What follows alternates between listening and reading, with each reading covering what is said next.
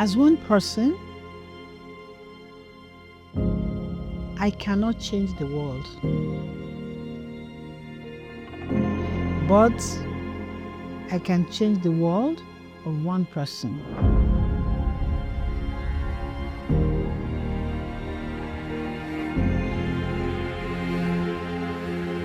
My name is Professor Adefunke Ekine, the professor in childhood education and at the same time the executive director of YouthCare Development and Empowerment Initiative.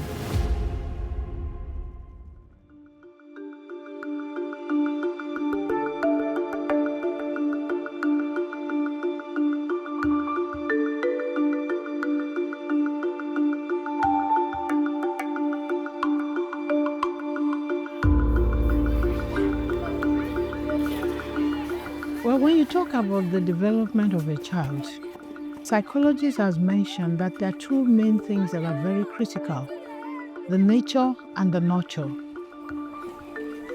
But most times we find out that the nurture, which is the environment in which the child grows, is far more important than nature, because we actually have research that worked on twins that were born by the same parents, but they lived and were raised in two different environments, and the result was very, very different. So when I talk about nurturing, we're looking at the space, the ambience, the special effects of the environment in which a child is growing up. And when we talk about a child, the most critical part of a child's development is actually between the ages of 0 and 8, which is where the children develop mostly 90% of the brain, their social emotional development, their cognitive development, the traits, the interests, the habits, all the things that we see in an adult is actually formed at that stage. So when we talk about an enabling environment for the child to grow, we're looking at an environment that is safe. We're looking at an environment that is secured. We're looking at the environment that is warm, stimulating, and friendly. An environment in which the child is allowed to be a child, to have friends, to express himself or herself, and in which the child is able to trust the adult that is around him or her. We are appreciative of FEED for sponsoring this project and taking interest in making sure that the voices of the children are heard. In Oyo State, we had worked with 5 schools before, but this present project, which is to end gender-based violence in school, especially primary school, is making us to go to 45 primary schools. And we're doing an in-depth baseline, an intervention, and an end-line survey in this project. I've had to counsel some students who had learning challenges, emotionally disturbed, and having taught with youths in the university and linking their experience to when they were young, I tell you, there was something that is very, very particular that we are missing out. They mentioned that they were violated when they were 6, between 6 and 11. And in the Nigerian context, 6 to 11, they're in primary schools. So with my own background as an early year educator and having worked with primary schools and even preschools, we have seen children being abused at the age of 2, at the age of 4, at the age of 6. So I just said,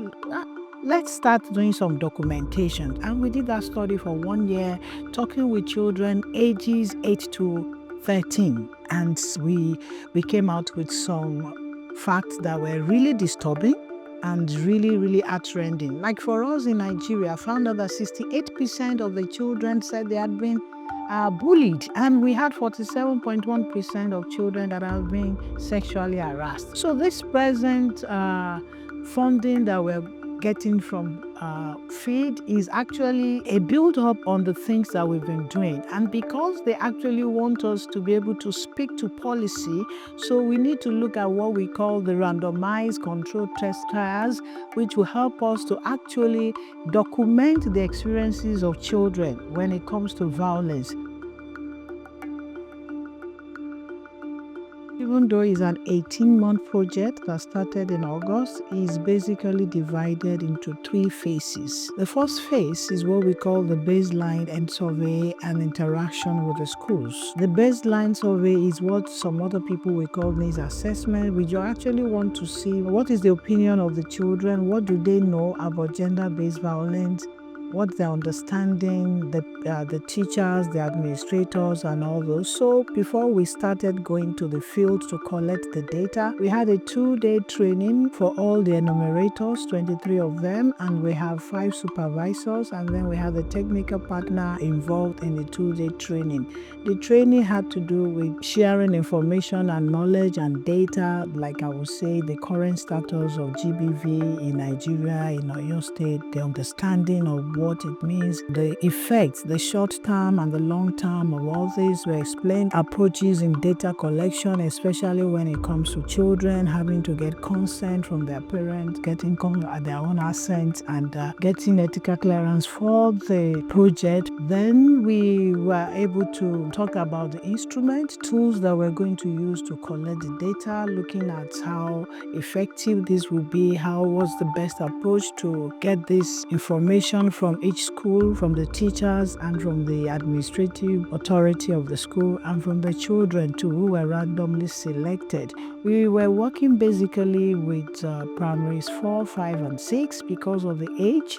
So we're looking at ages 8 to 13. The instrument is very detailed. It's been validated. It's been used over a period of time, even in previous studies. But we had to add to it. We want to look at the social-emotional status of children, even in that area, and looking at some other aspects that affects their cognition, their perception, and all those. As I mentioned earlier on, we needed the consent of their parents. So children were giving letters of consent to their parents, and we worked only with the children that came back with acceptance from their parents, because they are children, they are minors, and ethically we need to get clearance before we talk to them. Thank you for listening to me up till now. We have the supervisors and the enumerators working with us on this project. So for now, let's listen to the enumerators.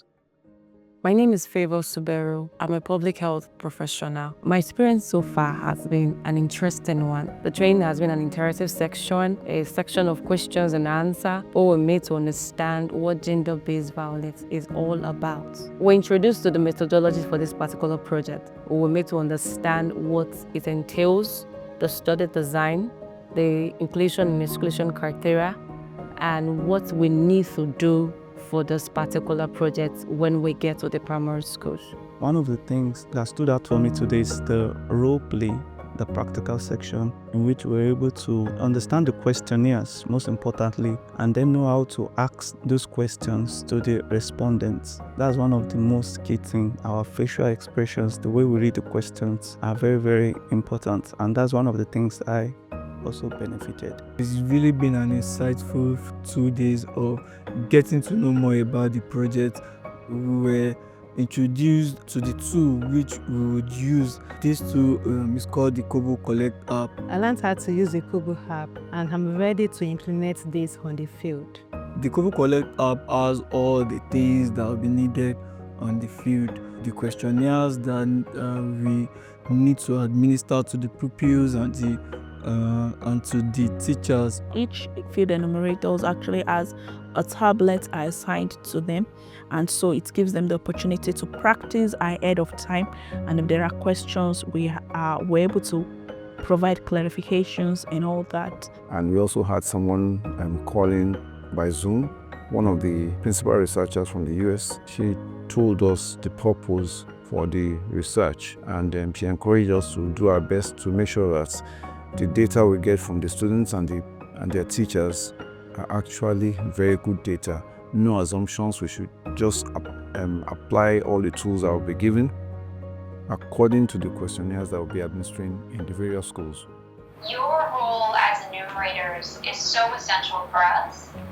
What we're asking you to do chiefly now is to help us understand students' knowledge, experience, attitudes, and teachers' knowledge, experience, and attitudes at the very inception of the project. Without this information, we can't hope to understand how the training that we'll do will ultimately impact students and teachers. And the work that you'll do to gather this information is so essential to the project and the important research that we hope to conduct, which we hope will greatly help students, pupils, and teachers and communities in Oyo State and hopefully other parts of Nigeria as well.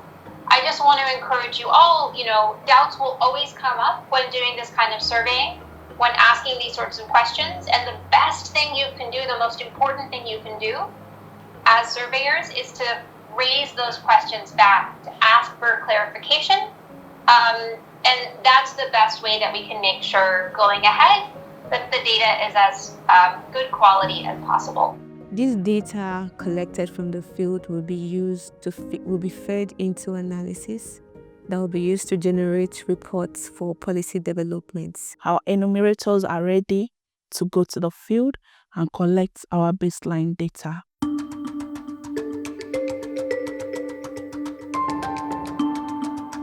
This is stage 1 of a bold 3-stage mission to fight school-related gender-based violence over the next 18 months. And we are starting in the heart of Ibadan. Many of us live in Ibadan, but only a few of us have ever been to these ends before. The first thing we do when we arrive at the schools is to meet with the school administrator. We have cleared our arrival in advance. No surprise visit here.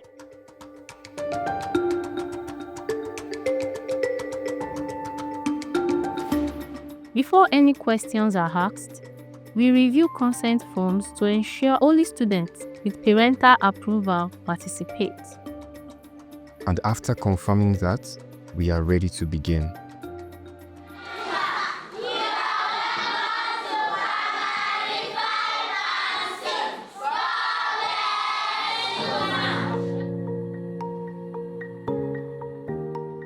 The children are curious and are wondering what is going to happen next. So we have to let them know that they are in safe hands. I want to do a little exercise with you. Do you know how to clap loud and how to clap very small? Yes. Clap one very tiny. Very tiny. A small one. A small one. And a big one. And a big one. A big one. A big one. So we are here to have a little one-on-one talk with you. Okay? So, well, for those of you who don't really understand much of English, you can just offer láti YouthCare Development and Empowerment Initiative àti wá iṣẹ́ ìwádìí ni láti ran àwọn ọ̀dọ́ bí mi lọ́wọ́ láti ṣoríire. Ta ló fẹ́ ṣoríire ní? Fún díẹ̀ yìí, pàtàkì àdúrà máa bẹ̀rẹ̀ àwọn ìbéèrè. Ṣé wá ìbéèrè ìdáhùn tẹ́ máa fún wa ẹ má pààrọ̀. Ta ló máa pààrọ̀ nínú yín? Ìdáhùn yẹn gbọ́dọ̀ dá. Ìdáhùn ẹ̀jẹ̀ rí pé ẹ free gan láti dá wa lóhùn. Ṣé ra àwọn kókẹ́ ìwà táwọn ti wà àgbẹ̀dọ́ sọ ẹ free láti dá wa lóhùn. Ìdáhùn tó yẹ kẹ́ dáhùn ní kẹ́ dá wa lóhùn. Our first exercise is simple yet insightful. Enumerators present relatable scenarios like teasing or unfair punishment, and students respond using emoji cards.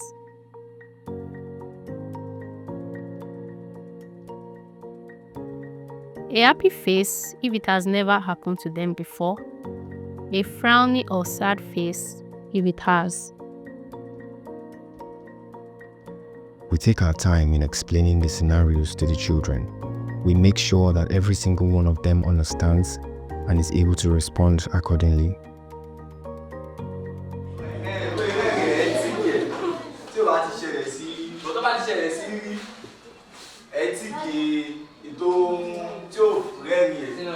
So, in other words,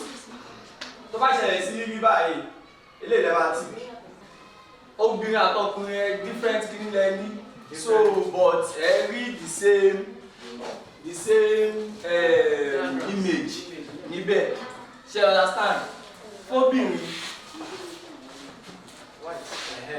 obìnrin green ọkùnrin ní white so obìnrin sìn tó bá ṣẹlẹ̀ sí rí ó máa tìkì eléyìí tí ó rẹ́rìn understand. What tá à ń ṣe ni bóyá ẹ mọ̀ bá lè wà ní school yìí sí ẹ mọ̀ pé ó láwọn ọ̀pọ̀ tá a máa ń ṣe ní school tí ò bójú mu. For instance sí ẹ̀yin kan máa ń na àwọn ẹgbẹ́ yìí ẹ̀yin kan ẹ bá lọ́kàn àwọn ẹgbẹ́ má bá yìí ṣeré mọ́ ẹ ṣàtúnmọ̀ àwọn ọmọdé máa ń ṣe rẹ̀ ẹ̀yin kan ẹ máa fọwọ́ kan ọkùnrin ẹ máa fọwọ́ kan obìnrin bí ó ṣe yẹ ọkùnrin ọ̀rẹ́ àtọkùnrin náà ẹ máa fọwọ́ kan ara yìí bí ó ṣe yẹ ẹ máa pe ara yìí lórúkọ ṣe ọ̀ báwo kí ni yóò lè da ṣe mọ̀ wá bẹ́ẹ̀ mọ̀ ẹ mọ̀. Maybe in school here or in the house or maybe you are going home from school somebody have beat you, even in the school compound somebody looks for your trouble and because the person can beat you or the person have beat you before, will you be happy or sad? Sad. Are you seeing this face on the board? Yes. Look at this face. Is it a sad face or a happy face? Sad face. When we had the training, I didn't really believe that gender-based violence could exist in this low class of people. But it's like with the scenarios and the other things that we have seen and the statistics that has been shown, we discover that gender-based violence is something that exists everywhere. Being in the field now has opened my eyes to see that this is real.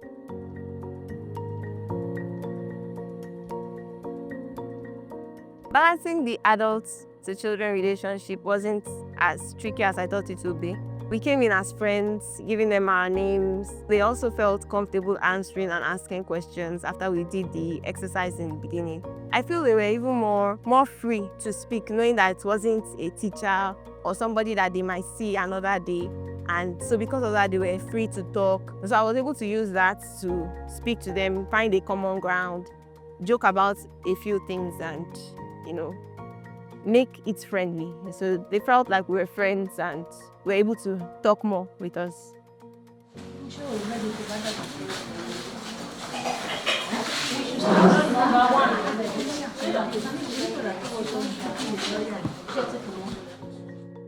Before beginning the next exercise, we first assign numbers to the children. This allows for a more organized way of doing things. This private setting allows for deeper, more personal conversations. Here, we are not just collecting data, we are listening. This process takes time and patience, but it is where true progress begins. Some of the children were shy and they didn't want to fully disclose what was going on, but with some encouragement, I overcame this problem in some cases. What needed to be done when such delicate issues are being discussed is first and foremost, which is the most important, is to build confidentiality among the pupils, among the persons being asked these questions, so that to allay their fears that which is being asked or that which is being discussed is just it stops here. No third party is hearing or getting to know about it. I try to smile with them so that they can share their experiences with me. I asked them how they were, if they had eaten, and asked them about things at home, what they find interesting. I assure them that their identity is not public, their names, their answers. Nobody is going to know that they told me this. None of their teachers or their classmates or anybody is going to be known. So they won't be punished or be beaten for any of this. So I think the words of assurance that we give them also gives them confidence and makes them feel safe. One of the greatest challenges has been getting a conducive environment to successfully ask the pupils the questions. We don't want to do it in the class where all the other students will be privy to their personal information. So we've been outside hanging on uncomfortable surfaces, not just us, but also the pupils too. So I feel like that has been the challenge so far. Some of them, the ability to be able to comprehend the question, so I needed to break down and explain further. I believe the question that has been difficult for the students to answer will be the probability questions, where they have to pick a number out of 100 to some certain questions. They didn't quite understand it. You have to tell them, okay, in 10 people in your class, how many of them do you think have experienced this before? And that was the best way to get them to answer.